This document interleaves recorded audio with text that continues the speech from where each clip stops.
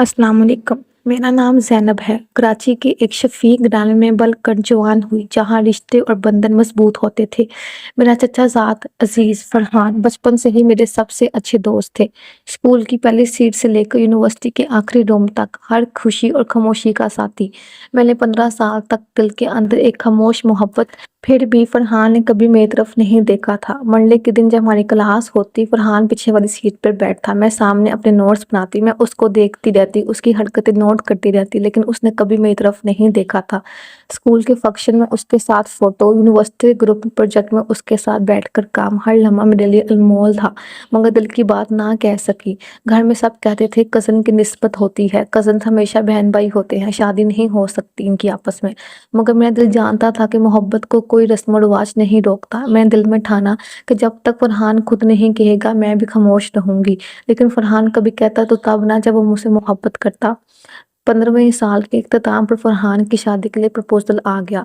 ख़ानदान में खुशी की लहर दौड़ी। मैंने दिल ही दिल में सोचा, शायद अब मैं अपनी मोहब्बत का इज़हार कर दूँ।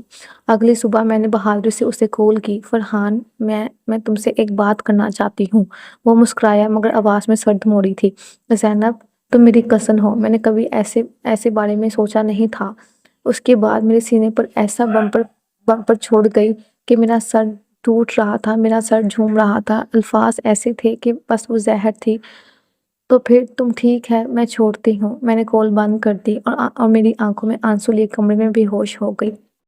फरहान ने साफ लफ्ज़ों में इनकार कर दिया था कि वो मेरे में इंटरेस्टेड नहीं है, और उसने कभी भी मेरे बारे में ऐसा कुछ नहीं सोचा था। मैं सिर्फ उसकी एक बहन हूँ, एक कज़न हूँ।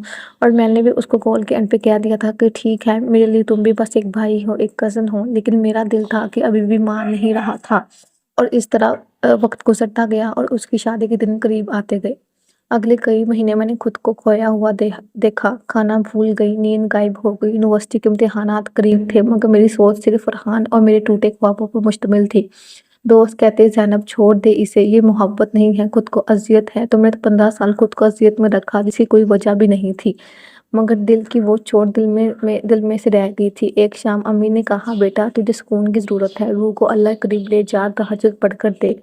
क्योंकि माँ तो हर चीज़ जानती है, चाहे वो हमसे शेयर करे ना करे, लेकिन वो जानती है कि हमारे दिल में क्या चल रहा है। रात के 1:30 बज रहे थे जब मैं उठी, वज़ू किया और सहन में जाके बैठ गई। कुरान खोला, सजदे में गिर कर रो कर कहा, या अल्लाह तू जानता है मेरा दर्द। मेरी मोहब्बत ना कबूल हुई, मेरा दिल रिश्ता रह गया। मुझे सुकून दे, और अगर तुझे पसंद हो तो फरहान के फैसले बदल दे, और या मुझे हिम्मत दे कि मैं आगे बढ़ सकूं। मैंने अल्लाह ताला के साथ ज़िद नहीं लगाई। मैंने बस इतना कहा कि या तो अल्लाह ताला आप उसके दिल में मेरे लिए मोहब्बत पैदा कर दें, या मेरे दिल से उसको निकाल दें। वो पहली तहज्जुद धड़कनों से लबरेज थी, आंखें सूजी हुई थी, दिल बेकरार था, मगर सजदे के बाद एक अजनबी सुकून महसूस हुआ, गोया किसी ने हथेली पर कलम रख दिया हो। अगले 2 साल में मेरी मेहनत दौड़ती रही। दिन को पीएमएस की तैयारी, शाम को कोर्स और मुतालिया, और फिर मैं सो जाती थी और रात को तहज्जुद में उठती थी और अल्लाह से दुआ करती थी अपने कज़न को लेके। हर इम्तिहान के बाद दिल से निकलता, या अल्लाह तुझे याद ला रही हूँ, मेरे नसीब में क्या है। तहज्जुद से ये तो हुआ था कि मैं उसके बारे में सोचना कम कर दिया था। अब मैं ज़्यादा अपने करियर को लेके सीरियस होना शुरू हो गई थी। मैंने अपनी सारी तवज्जो पीएमएस के एग्ज़ाम्स में लगा दी, क्योंकि कहीं न कहीं जहाँ इफ़्राहान मेरे लिए इम्पोर्टेंट था, उससे ज़्यादा मेरे लिए एक सरकारी सीट पर बैठना भी ज़रूरी था। मैंने इन 2 सालों में डट के तहज्जुद पढ़ी और सुबह के टाइम पीएमएस की तैयारी की। मैं सुबह के टाइम यूनिवर्सिटी जाती, उसके बाद अकेडमी जाती, ऑनलाइन क्लासेस लेती और पीएमएस की तैयारी करती।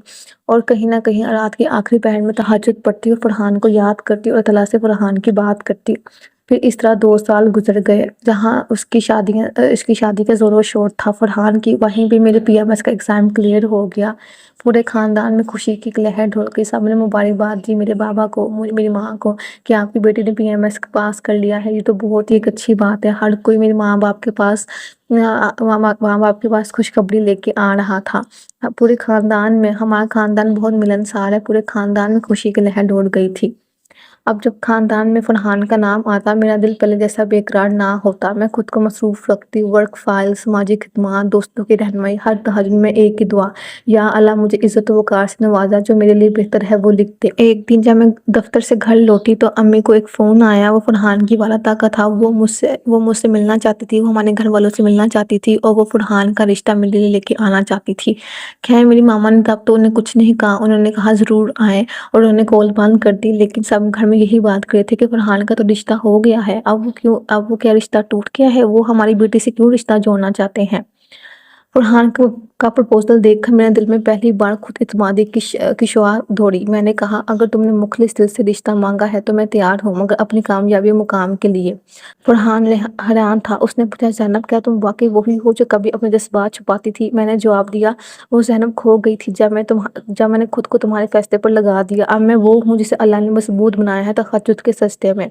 اگر اب یہ رشتہ ہو رہا ہے تو صرف تمہاری مرضی سے ہو رہا ہے، یہ میری مرضی پر رشتہ نہیں تھا۔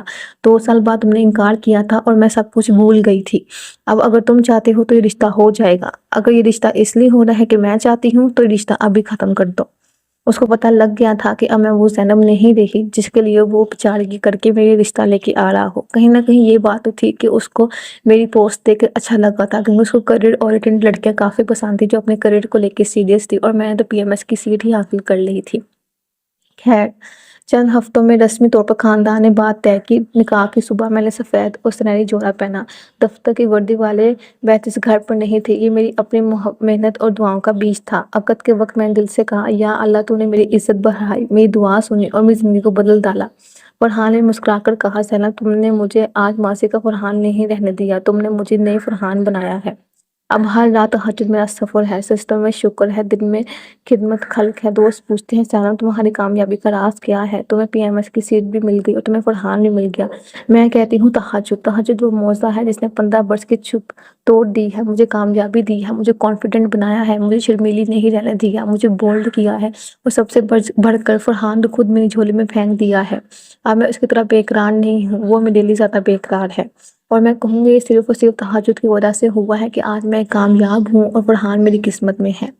ماشاءاللہ ایک بہن کی بہت ہی زیادہ خوبصورت کہانی جو میں بالکل انہیں کی زبانی آپ لوگوں کے ساتھ شیئر کی۔ اگر یہ معجزہ یہ کہانی آپ کو پسند آئی ہو تو ویڈیو کو لائک ضرور کریے گا اور کمنٹ بھی ضرور کریے گا۔ مزید اس طرح کے استقبال کے تہجد کے لیے ابراہیم کے معجزات جاننے کے لیے اس چینل کو سبسکرائب کر لیں۔ جزاک اللہ خیر۔